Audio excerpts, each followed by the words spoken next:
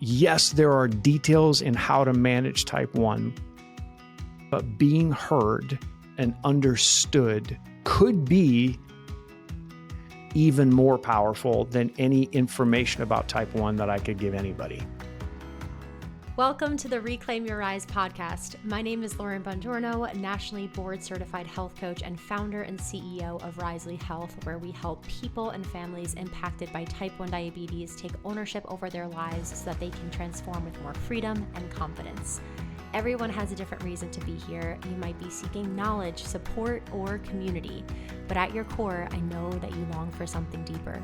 You're here for transformation. And that's what the Reclaim Your Rise podcast is all about. A quick reminder before we start the show that nothing you hear on the Reclaim Your Rise podcast should be a substitute for personalized professional medical advice. Please always consult your physician or other medical professional before making any changes to your diet, insulin dosages, or healthcare plan. All right, Neil Greathouse is in the house. Welcome I see what to you did there. Reclaim Your Rise, my friend. That can't be the first time you got that, or is it? It is not, but also it never gets old. It never gets old. We have a group text with my wife and my kids and I. It's called the Great Homes. It's just like there's so many subtle jokes like that, like in there, in the house. Just have one of just such a great last name that you can play with. I feel like I get it too with Bongiorno. It's good morning, so I feel like it's just fun. Yeah, it's happy. Not in junior high for me though. I'm just going to be totally honest with you. Greathouse in junior high, not a big fan, but after that, I'm a much bigger fan. Listen, in adulthood, I love it, and I'm glad you know, I'm glad you're here. This is so exciting. I feel like this was. Hello.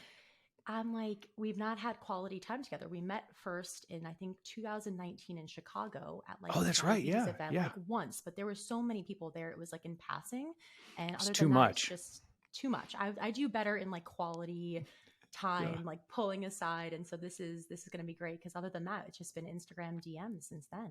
That's it. And you've been so helpful, like over the years, just sending in helpful content or just, hey, could you do this? Could you do that? You've always been so gracious with your time. I've always appreciated that. Oh, I'm a big fan. How about that? Oh, thank you. Likewise. But all right, so let's dive in. So Neil, type 1 diabetes usually gives Rise a bad reputation with rising on the CGM and the A1C and numbers, but we are all about helping people reclaim their rise to rise above their diagnosis and beyond their limitations and to rise about a number. So in the spirit of the podcast title, can you tell us a story about a time that you reclaimed your rise with type 1 diabetes? I can, yes. Also, I'm probably way over prepared because I think I have listened to every single podcast that you have, and the answers to these questions are always really good. So hopefully this one will work. How about that? About 10 years ago or so, we were trying to get a medical missions trip to the Amazon rainforest going. And we had been doing some where we're helping to build schools and some education facilities and things like that. We wanted to do one that was medically related. We had eye doctors going, we had dentists going, but I was like, you know what? It's like diabetes is just so near and dear to me. I'm like, we could do this. So I went and I talked to my endocrinologist and I said, listen, here's what we're trying to do. We're trying to just screen, also educate. We can help take supplies and things like that. And all of it was donated by people or companies. And my endo looked me in the eye in his office and he said, well, you're not qualified to do a trip like that. He's like, you don't have the education like I do or like an endocrinologist does. He said, you don't really have any business leading a trip like that. You need to take like the control away and give it to somebody else and let them come up with all this stuff. And I remember sitting there and I'm like, we're building this trip. I'm asking you for advice. I'm asking you for help. And normally those types of things would be really frustrating for me. And something clicked, Lauren. I don't know what it was. But I said, sir, I thank you. I think maybe I misspoke. I'm not asking you for your permission to go on this trip. I'm asking you for advice because we're going to do it one way or another. And I'd love to have your help. He goes, no, I think you're not qualified to do it. I said, well, we'll go find somebody that is. It's totally fine. And I gathered enough people that we could get to take the trip, because I'm not an expert on it at the time. This is 10 years ago. I hadn't done any of the diabetes education stuff. I hadn't done the certification. And it really, if I'm being honest, it's like really pushed me toward getting some of the certification and the education on that side of it, because I didn't ever want that to be a barrier again. And those trips ended up being, what have we been? We've been 7 times, and taken supplies, get to know people on an ongoing basis, and you realize how important the education is. They don't necessarily even need the supplies sometimes. A lot of the things that they have, they don't have refrigerators in the rainforest. They don't have all these extra things. It was just, can we rally the troops and get enough support going together? And it was one of those moments where I realized, okay, I'm not going to let this one thing stop me, or sadly enough, I'm not going to let an endocrinologist tell me that I can't do something. I've had that. I don't need that anymore. So I just took it on myself, and we figured it out. And then after, years later, I went back to school, and you go back and get an education, because I don't want that to be a roadblock for anybody. I want to be able to help anybody that's going to go do it. So what it also did is it kind of helped me understand that, I think the way that I even managed my own type 1, my own daily management of that, I saw this correlation between the two. I'm like, listen, this is not the end. This is not a roadblock. This is just a speed bump or whatever on the way, and we'll be able to get through it. But that to me is one of those big moments, those core memory moments where I'm sitting there going, I could really use your help. And he's going, you can't have it. And not only can you not have my help, I'm telling you, you shouldn't go do it. I'm like, oh buddy, that was the wrong thing to tell me. And the wrong person to tell it to. Yeah, maybe. Yes. Yeah. I'm fascinated by not only that story, but your entire, I think, behind the scenes of what people see on social media. Because even for myself, I, for a while just was like, oh, I didn't even know your name for so long. I just knew you as the Beaties on Instagram. Like I literally was like, where is this guy's name? Like I can't find his name. That's hilarious. And I just knew you as the person who was spreading all this education about type 1 diabetes. And the more and more that I dug into understanding what you were so passionate about, and what you stood for, and your background, which we're going to get into. I'm really excited to dive into that with the military and Air Force. But I was like, he is absolutely incredible. And I feel like you've lived like 20 different lifetimes, and you were able to do so much. Like I literally am just like, I keep uncovering new things about you. So you're able to do so much. But I think at the core and at the central of who you are is somebody who, like you said, doesn't ask the question of, or doesn't take, you can't do this for an answer, but like, how can we make this possible, and how can we do this? So with that being said, of course. And just out of curiosity, where are the mission trips that you do? So it's in Iquitos. Iquitos is the largest city in the world that is only accessible by plane or by boat. There are no roads to it. It's right at where the two rivers come together to form the Amazon, and so we go up and down the Amazon River. San Regis is near and dear to my heart. That's where we found Amelia. We showed up. I feel like it's 7 years ago. She was in full on DKA. You know how you can spot it in people? Absolutely. Oh my gosh, we're there. Villages are waiting. I mean, an entire village is waiting for you at the banks. They're playing instruments because they know you're coming with medical help, doctors, education, all that kind of stuff.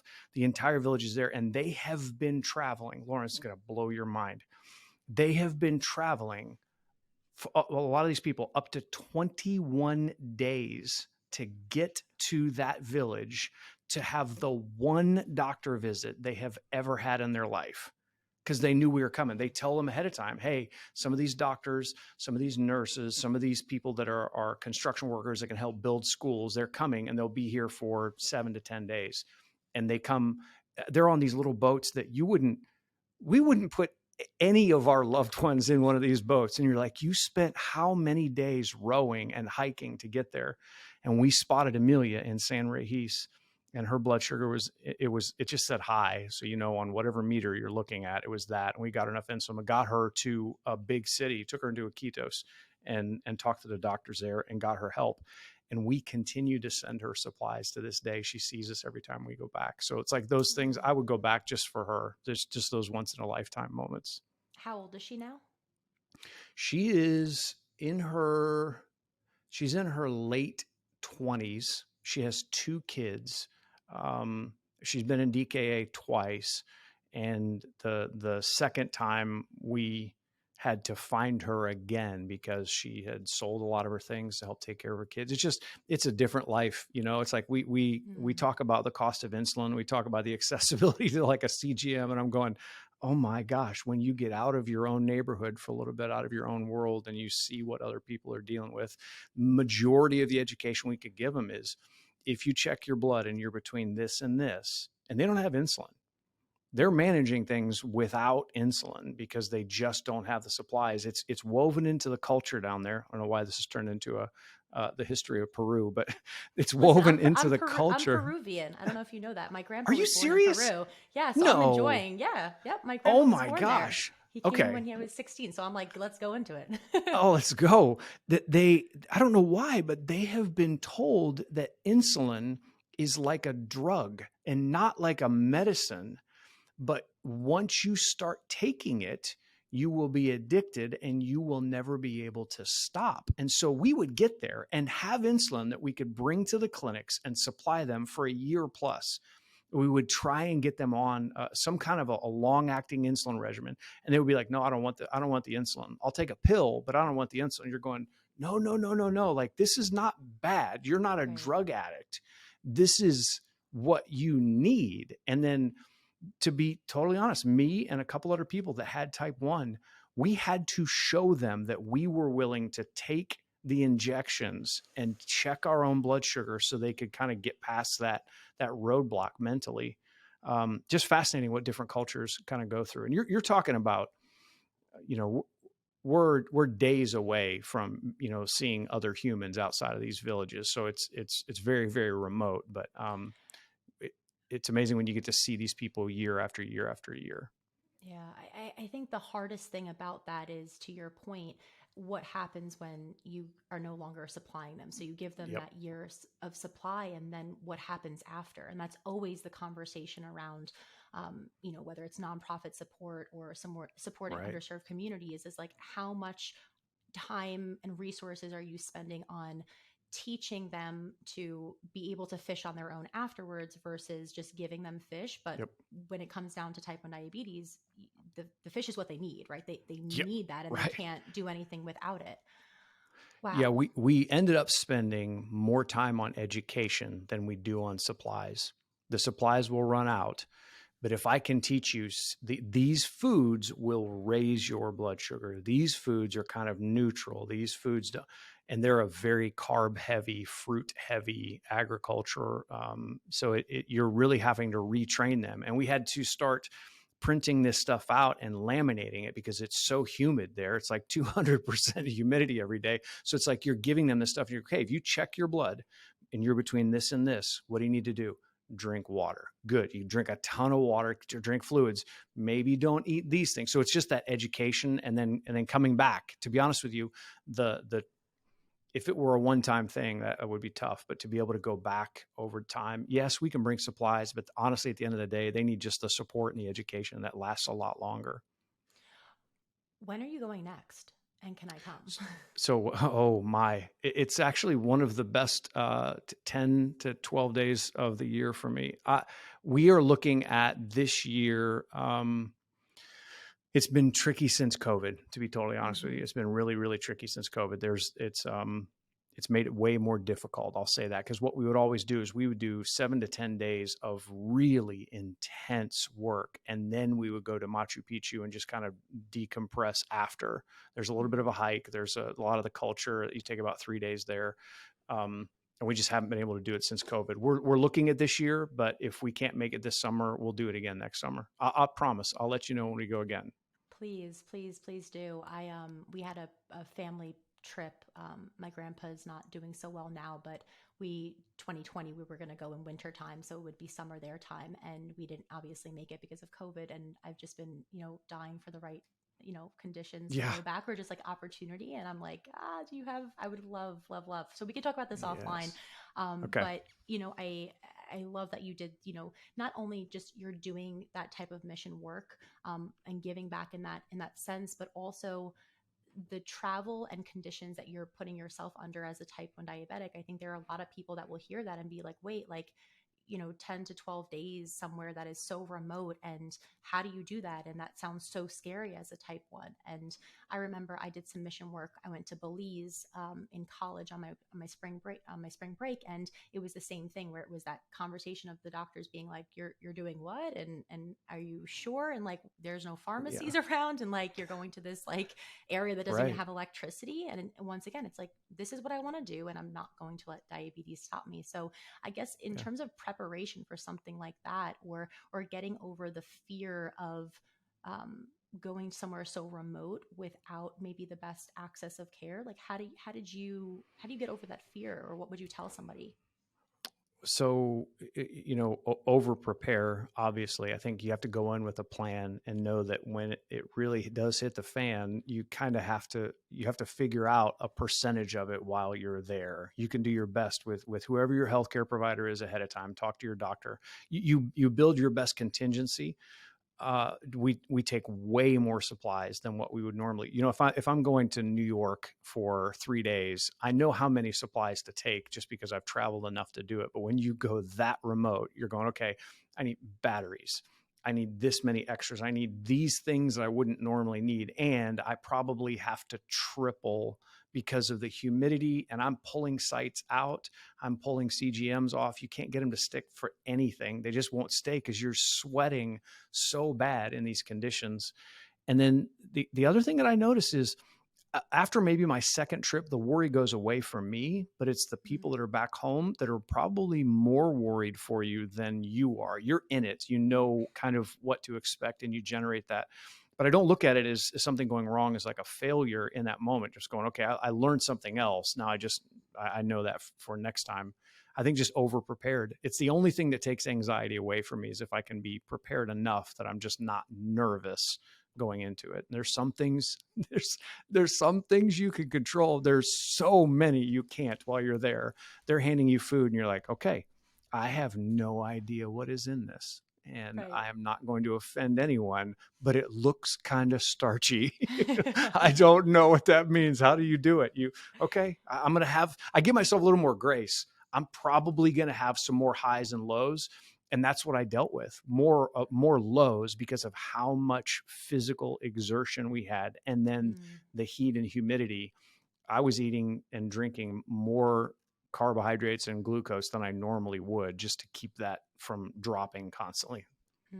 Yeah, yeah. I remember being in Belize, and how we were building a women's shelter for a lot of battered. There are a lot of battered women in that culture, and so it was like an escape house for them.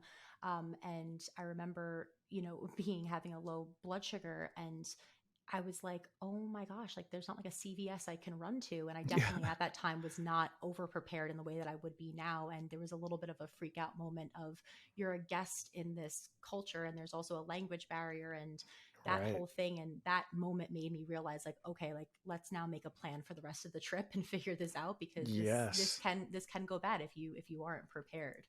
Um, Yeah. yeah, so I don't want to get too far off on these tangents, which I love, and they've all been great so far. But I want to It's okay.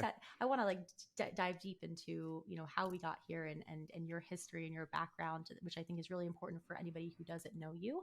So I have to say too, you coming on was such a just like a moment of manifestation in a way, because for a couple of weeks now, we've had a client who is new to Risley. He's 39 years old, and he was full-time active military and went to the doctor because of unexplained weight loss, got, the type 1 diabetes diagnosis, and shortly after was discharged.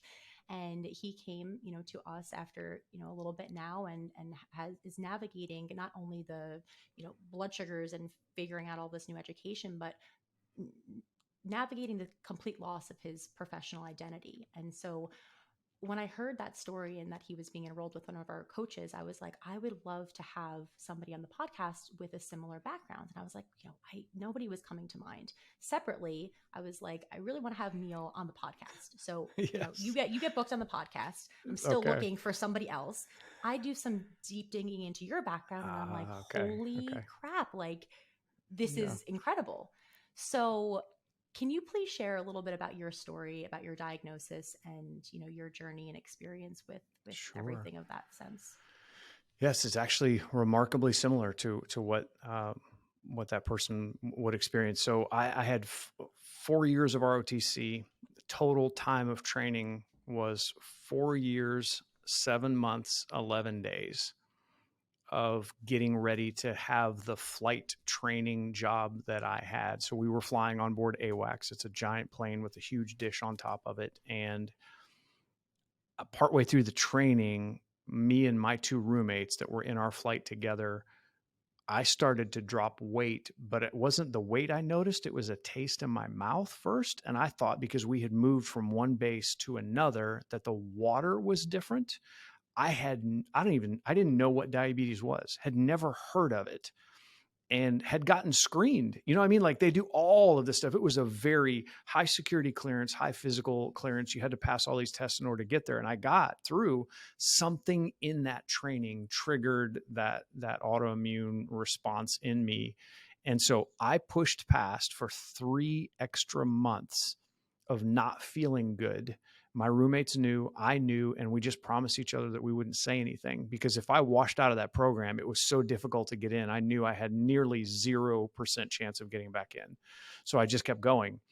And I saw someone that was in a previous flight group with me months before, and we passed each other at one of the trainings, and he goes, "Dude, you lost a lot of weight." And I was like, "Oh no, they can tell." I had started to, I dropped 30, 40 pounds. I didn't have it. I didn't have 30 or 40 to lose. And he goes, "Are you okay?" And I was like, "Yeah, I think I'm fine." And so I pushed it, kept going. So about 3 months of it, I had a weekend where I was, everything was cramping. Who knows how long I had been, all over the place.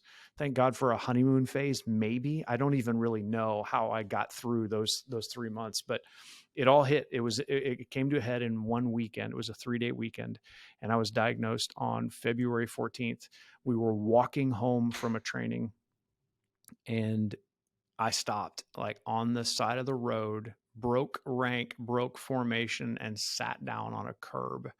And my 2 roommates were like, "Dude, you better get up. Like, don't, you're going to get us all in trouble." And I was like, "I can't do it. I've been pushing way further than what I should. I said, I can't move. I can't take another step." So they called an ambulance. They got me, and they checked my blood sugar. Actually, I don't think they did that at first. They said, "You're just really dehydrated." So they got an IV in me, and then they checked my blood sugar after that. And I have no idea. Like, I didn't know what any of that was. And then I'm on a gurney going upstairs. It's a military hospital. It's not really built for comfort. So it was intense, and I didn't know what it was. So I went blind for a week. I lost my eyesight. Everything went complete. It was like it was fog everywhere. So who knows how long I was like that. I read through my medical records later, and my blood sugar was 1800.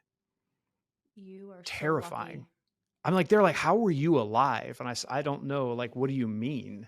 They're like, "What do you," because I've been throwing up constantly. I couldn't keep food down. I was drinking. Unfortunately, I was drinking, a Dr. Pepper or an orange juice or something, and just couldn't satisfy. So I was only pouring, gasoline on the fire. And a week plus in the hospital. And I remember when our flight commander walked in the room, and I had only seen him a few times. And when he walked in the room, my eyesight had come back, and I saw him, and I just put my head down. And I was like, "I know what this is." And he came in, he said, "Thank you for your service." He said, "I'm sorry, like, you can't continue. At that time, you could not have a flight status and have type 1 diabetes." And he said, "You can still serve your country in one of 2 ways.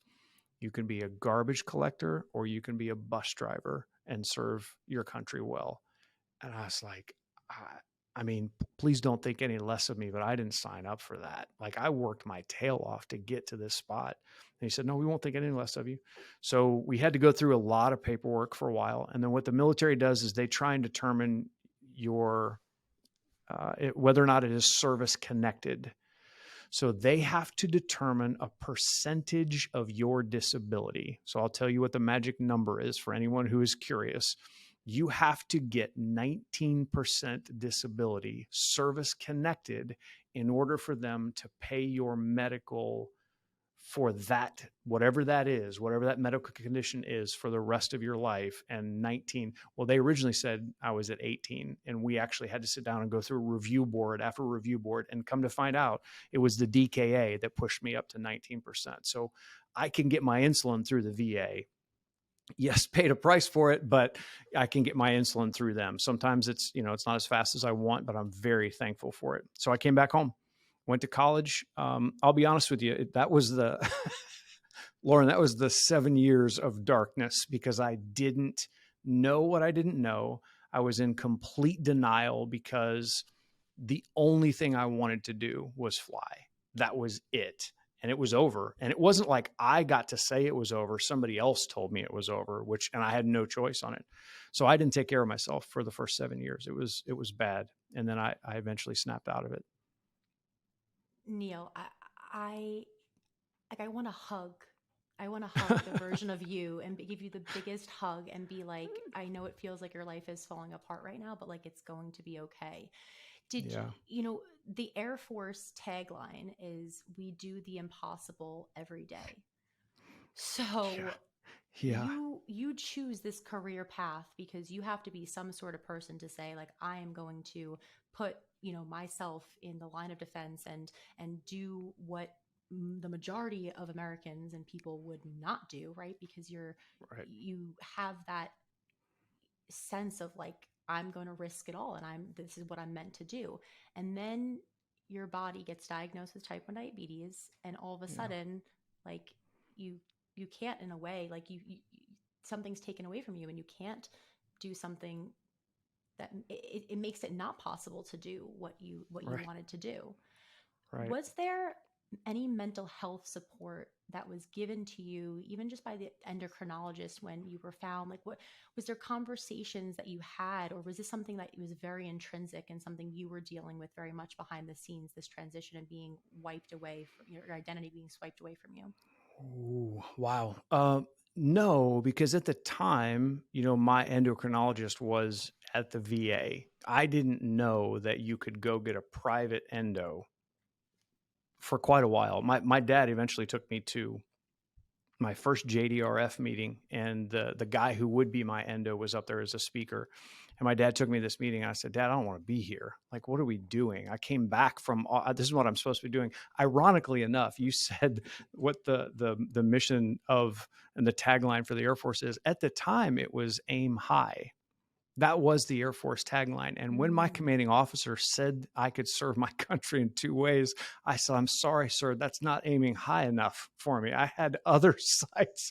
I mean, like, we could do better than that. So no, there was no mental health aspect to any of it. I mean, this sounds like, trust me, there are incredible endocrinologists out there. But at the time, what they did is they sent me home and they wrote a sliding scale down on a piece of notebook paper and said, if you're between this and this, take this, this and this, take this. That's how I went home. So the 7 years of insanity is partially because I didn't have any support at all in the process. It was very military minded. Now, we took that on ourselves to go find a good endocrinologist. And it took a little while because I wanted somebody who was very future forward thinking. And it's been really tricky to find somebody who is in the diabetes and the mental health space. You can find them separate, but I find a lot of us spend most of our time worried about the details of managing type 1, and we don't really think about the mental health side of it. And that has been very shocking. Most of us don't have a plan for that. Like, how do we handle that? Because it's going to hit. Like, that's just the reality of it. We will have to handle some of those feelings. Absolutely. And I'm just thinking about how isolating that probably felt for you. And also the fact that they didn't even laminate the piece of note of paper for I you. Is that why didn't you even get laminated a for right. everybody Yeah. else? Because you didn't even Yes. get it laminated. Yeah. Yeah. It was tricky. Yeah. Yeah. You say you were very military minded in your approach. I think that I I would I would guess that if you were a person that is coming into the military and the Air Force, right? You're a person that sees an objective and you're like, I am going to get it no matter what, and I'm going to perfect it, and I'm going to be the best at it, and I'm going to get at it with discipline. So, in those 7 years that you didn't have great numbers and you didn't have great control, you probably still had the discipline. Do you think that if you were educated and had the right tools, that it would have been different? Or do you think that it was also an element of like you weren't accepting of it and your life was crumbling? I think about the fact too. There was a movie, I don't know if you saw it, about like 10 years ago that came out, Little Miss Sunshine, and it was like this indie film. And I always remember that one scene where the teenager boy, all he wanted to do was fly jets. Like I don't know if it was what part of the military, if it was Navy or Yes. Yeah. whatnot. And his little sister does his activity with him, and he figures out he's colorblind. And I like was crying watching that movie, because I'm like, to have all your dreams just taken away from you, it can't, there's no words to describe it, and I feel so Right. deeply. So for you, was it the education that would have helped, or do you think that you were just not accepting of it regardless? Well, I didn't know anyone else that had it. I do attribute a lot of the struggle with maybe I was isolating myself because I was a little embarrassed by it. Didn't really understand it. You come back home and you feel like maybe I failed. Somehow, some way. I had these goals. I was leaving and going on this aviation career and never coming back. I was shooting for the sky. I was aiming my sights much higher, and I think that I didn't know anyone in the community, first of all. I didn't have the education. And at some point, I think I was just in denial. Like, I'm just being really honest. I just didn't want it, didn't want to address it, and thought, I made it through this far. I'll just kind of muscle my way through the rest of it. And at some point, so what actually ended up happening for me is when I took ownership of it, it was because I realized I was hurting myself. And, I was married at the time and we were starting a family. And I realized I'm actually being kind of selfish in this right now. I saw the worry in other people's eyes because they knew that I was kind of a loose cannon there. And I really kind of took ownership of the education side of it. I don't think I was sitting around waiting for it to come to me anymore. I was like, all right, I'm going to go out and I'm going to read. I'm going to go find some people and do as much, research as you can. Just owning it at some point, not like walking around like I'm proud I have this, but I could at least respond with a little bit of motivation in it as opposed to woe is me. It's like, and it really was that. It was kind of an overnight. I do remember what had happened. I came home late from work and I don't remember much of the night itself, but I remember waking up and I'm in front of the refrigerator and the door is open to the refrigerator and there are wrappers everywhere. And my wife, because it was a late night at work, and she's like, "Are you okay?" I said, "Yeah." And I get up, close it's kind of, you're almost embarrassed. You're like, "Oh no, what have I done?" And I Mm. looked out. So the front door to our house in the middle of the night is open. My car is not parked like in a normal person's way of parking. It was like diagonal and the door to the car is open. And I don't remember most of that. And that was when I thought, okay, I can't do this. I can't do this anymore. I don't remember any of that. And my family deserves better than that. And I can do better than that. So yeah, it was 7 years almost exactly. That's it. It seems like a really long time, but I don't think that there's a timeline on acceptance. And some people hit it Oh, really fast. Other people, it could be 20 years right. before getting to that place. Right. Wow, that must have been a really like it sounded like that was your rock bottom in a sense. It was, as far as diabetes is related and career path and all of that. Yes. I came back from the military and went back to school for computer technology, but ended up taking creative writing classes and then started making and editing video. Now, this is a long time ago. What ended up happening is this is the tagline here is a lot of endocrinologists will tell you, don't let this hold you back. You can go do anything. You're able to do all these things. And I'm very, very thankful for that. But I think it is so much better if we could actually show people that they can do those things, which is why I think what you're doing is so impacting to a lot of different people. We don't all get on this ride at the same spot. Like we're jumping on at different places.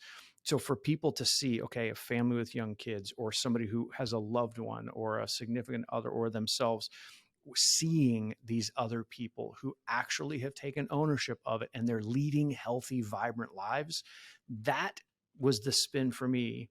I did turn to humor. Sarcasm is my first go-to. When I'm coping with something, I get sarcastic and somebody will catch me and they go, wow, you're getting pretty chippy. I'm like, yeah, I'm probably not in a good spot. But after that, I realized, okay, I can make all these fun diabetes videos. That's probably when you and I were talking back in Chicago in 2019. I was making, a bunch of videos. It was fluff and funny because that's what I needed to do is laugh. And at some point I realized, wait a minute, if I can educate and help people along the way, that's the goal. So all of the film school and film classes and editing classes and creative writing and script plays, screenplays and scripts and all that kind of stuff, that became a way or a creative outlet to go, I can use this and help people through the thing that was so detrimental to me. This was not the original plan. Gosh, I can't believe I'm going to say this. This was not the original plan, but I think I like this one better now. If you had told me that then, I'm just being totally honest with you, I'd have probably choked somebody out. But now this is way more fulfilling because I can talk to people on an everyday basis. You're doing it. I'm sure you see these stories. I've seen you talk about it. It's emotional, helping someone get their life back and get some ownership back. So that's kind of where everything spun for me. And I thought, all right, if I can contribute and help instead of just making people laugh, we can maybe leave a little bit more of a lasting impact. What I'm really hearing you say is that if you feel like diabetes has taken something away from your life or your inability to, continue on the path you were going, and you're put on this other path that like wasn't expected, wasn't part of the plan, wasn't part of the prayer, then what's most important is not necessarily even just like getting more in the diabetes space or helping other people, but it's finding purpose. Would that be Absolutely. accurate? Yeah. Yes, 100%. Because you feel like that's what you lost. But I actually don't think we all have just one. I think we have choices. I think at the end of the day, we can make that choice.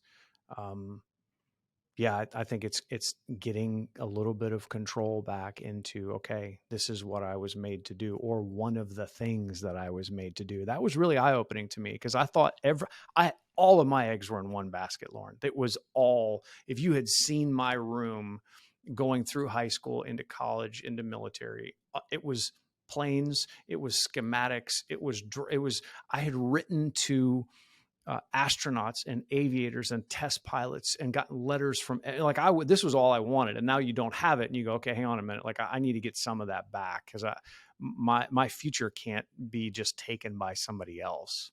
Mm-hmm. So, or something else. And I think a lot of times people will tell us, yeah, you can go do all this other stuff. And hopefully I doing these videos every day. I mean, I kind of laugh about it. People have asked me, they're like, Neil, how long are you going to go? I'm like, golly, that's a really tough question. I want to go as long as it's helpful, but the thing that hit me is how many people in the United States have diabetes, period, type 1 as another. What are we at? Like 1.5? We're a little over 1.5 million in the US alone.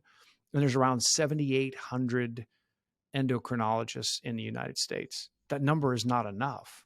And I'm not saying I'm not a doctor, But if we can do things, that's why what you're doing is so important. There's so many different outlets for somebody to be able to get that drip on a daily basis, a little bit of help, a little bit of encouragement, and the visual of somebody else doing something that helps inspire them. I'm not looking to be an influencer. I would much rather walk alongside you. The show isn't about me. You're the show. You're the hero of this. I just want to help you do what you're supposed to be doing. And I don't want you to think that diabetes can stop that, because it shouldn't. I don't think it should. Well, and to your point as well, it's the fact that a lot of the education that is out there is so overgeneralized and isn't practical application, right? There's not these scenarios of, okay, if I, want to, just I don't even know, like have, coffee. Okay, there's no carbs in coffee, but like, what do I do in that scenario? And like, how does it impact my hormones and cortisol, all those Right. things? Like, those are the minute day-to-day experiences that we're having as type ones and decisions. And if we're not equipped with that knowledge, right, like that is not what you're getting from Google on how do you manage your diabetes, right? There's like 5 things. It's like drink more water, exercise, right? Like it's not helpful. Right. So all Right. the videos that you make are so great because they're so broken down into very finite topics, and you cover so much. So I guess, like, what do you recognize in the videos that you make? What do you wish, I guess, like more people knew about type 1 diabetes, or the gap that you feel like you're filling specifically nowadays? Ooh. So I don't measure any of these videos as a win based off of typical metrics. The way I measure a win of whether or not a video works is the interaction. And that is what I'm noticing more people are craving, is just having someone who understands, or even if they don't have the answers, they're still in the same boat with you. Those relationships and connections, and I think I would have said this pre-COVID. I would definitely say this now, but those connections are as strong and as powerful as if you were seeing these people on an everyday basis. There are people that, like, what you see of a video that's out there, that's on like every platform. It's the sound of my own voice is super annoying to me after a while. You're like, I don't want to hear me talk about this anymore. But you I get think out you there have and a you great do. voice. Well, thank you. But it's the direct messages. The, hey, I saw your video about this, but I have a question about this. That's like the best statement you could hear, is somebody opening up and trusting that it's okay to just go down that conversation and to feel like somebody listens. That's really the thing that I'm noticing is, yes, there are details in how to manage type 1, but being heard and understood could be even more powerful than any information about type 1 that I could give anybody. Just to go, yeah, I get it. Yeah, that is crazy. And yeah, I'm sorry. Yeah, I'm sorry you had to deal with that, but I know it's frustrating. How do you feel? Are you okay? That's like medicine to somebody. And I can't bottle that up, but it's important for people to feel seen and heard and understood, and not crazy and not different. I don't know if Mhm. that's the right word. Well, because our traditional medical interactions are so sterile, they're so not empathetic for so many people. And it's really about feeling validated, and also feeling validated from somebody who gets it, right? There's, to a degree, your family, your friends, like they can sympathize, right? But with us, when I tell you that I just had the most crummy high that rebounded to a low, low and up and down, like you're like, oh, do you need a nap? Like I've been Yeah, there. I feel you. I Yeah, feel you. yeah, yeah. I was reading a book by Mark Heyman the other day, and he described something in a paragraph of what it feels like after a low, and then to bounce back from that, how it actually feels in your body. It's not isolated to just that moment. Those feelings of it last way past when the number comes back up. That has always been difficult for me to describe. But when he wrote that paragraph, I texted him, I said, Mark, like, you encapsulated this thing. You said, I sent that to my entire family, and they're like, we get it, Dad. I'm like, no, you don't understand. Like, this is gold. Somebody gets it. They understand. It really does feel like, okay, all right, I'm not crazy. And I'm also not complaining. I don't know how to even really bring that up, but I'm not griping and complaining about this. This is just what I'm dealing with sometimes. And it helps to be able to verbalize it or say it or type it out or something. Well, to that point, I also, one of the things that I really appreciate about you and the other types of creators with diabetes on the internet that I tend to gravitate towards or create, deeper relationships than just like following each other with, is that what goes viral and what tends to be viral content is a lot about complaining and misery and how much diabetes sucks and everything that's wrong with the healthcare system, and just like this black hole, right? And we all know the quote, misery loves company. And I think that it's so powerful to be the voice of light in a space that can be so dark, because diabetes can be dark if you let it be dark, but it also Right. can be something that, and everybody has, their different situations and different backgrounds, and it's so multi-layered, but it can be something that you can choose and make a choice to say, how can I, enlighten myself a little bit or educate myself a little bit today, or form a connection, or, whatever it is, just to make my life with diabetes a little bit better and not as much of a burden. Yeah. I did a little bit of homework. This is, I don't know, maybe 3 or 4 years ago. And I started studying the difference between negativity or a positive story. This is maybe, we'll call it maybe 2 years before COVID.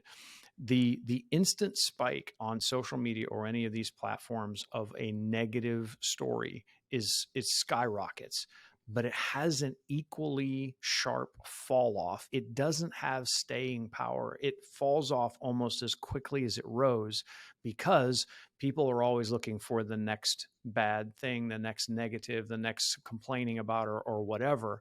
But a positive, it has a slow rise, but it's like, I forget what they said. It's like in the 700s times staying power. It will last so much longer. It's like more evergreen than something that is just negative, because that quick hit of the negativity, yes, we can identify with that, but you don't want to stay there for very long. You want to be in a place that feels healthy. Yeah, which you guys do an incredible job at, like the people that you have on your podcast as well. Yes, but even just the feed, you're constantly highlighting some of the wins, but you're not shying away from the fact that, hey, this isn't easy. This is still difficult, but we can celebrate these wins, because what we celebrate grows. And I'd rather be celebrating the hard work that they put into it, not the number. That seems to be so much better than just, yeah, great, you got this. Yeah, that is a tell for all the work that you put in. Let's celebrate how hard you've been working, and that's what I'm hoping to do. I'm honestly taking a lot of cues from you guys. You're really good at it. Oh, thank you. Well, same goes for you. I think you're doing an awesome job at it. And to your point, yeah, like diabetes is hard, but I don't know. To me, I feel like there are a lot of things, and we don't want to turn a blind eye to the challenges in the type 1 diabetes space, because there are a lot of things that are screwed up and need work. But Right. it's the same thing with your mission trip, right? To bring it back full circle, you identified a problem, and then instead of sitting there and saying, "Oh my God, can you believe this, this, and this?" you did something about it, and you Yeah. made an impact in those people's lives. So I think let's end on that note, because I just want to end on the uptick and on the positive. Yes. But Yeah. Neil, thank you so much. I really, really, really, this might have been my favorite podcast recording of the year so far. So I really appreciate you taking the time. I know you're so busy. Thank you. Thank you so much for being here with me today and listening to this episode of Reclaim Your Rise. To let us know that the episodes we're putting out are impactful, and to help us get our street cred up and let everyone else know that this is something worthy of their time to listen to, please leave a rating and review on our Apple Podcast, send the show to other people impacted by T1D, or maybe even your doctor, and share it on social media tagging @Risley Health and @Lauren_Bongiorno. New episodes of Reclaim Your Rise come out every single Tuesday, so make sure you are subscribed to the podcast so that you never miss a beat. Thanks again for listening, and as always, remember, diabetes is a challenge that we did not choose, but one that we can rise above.